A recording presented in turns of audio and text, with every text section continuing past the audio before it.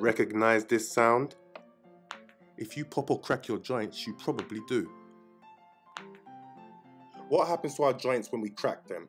And is it bad for you?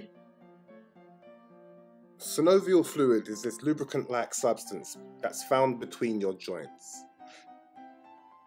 So when you stretch out your joints, you're releasing gas, and that gas forms a bubble, and it collapses and pops. In order to crack the same knuckle again, you have to wait about 20 minutes for the gas to return back to that fluid. So how is that different from a pop you hear when you stand up quickly? The sound you're probably hearing then is the sound tendons make when they slide between muscles or over bones. When a joint moves, the tendon snaps quickly over it and makes a popping sound.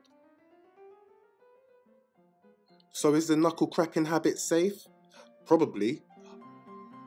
Donald Unger was a researcher who chose to pop the joints in one of his hands for 60 years, but not the other one. He wanted to find out if popping your knuckles gave you arthritis. But after 60 years of doing it, he found that he didn't have any more arthritis in one hand than in the other.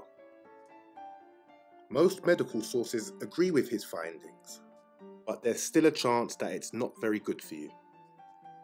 One study did find that cracking your knuckles over a long period of time led to hand swelling and decreased grip strength, but there hasn't been any backup research on that.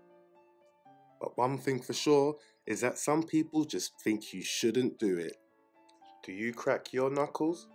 Don't forget to like, comment and subscribe.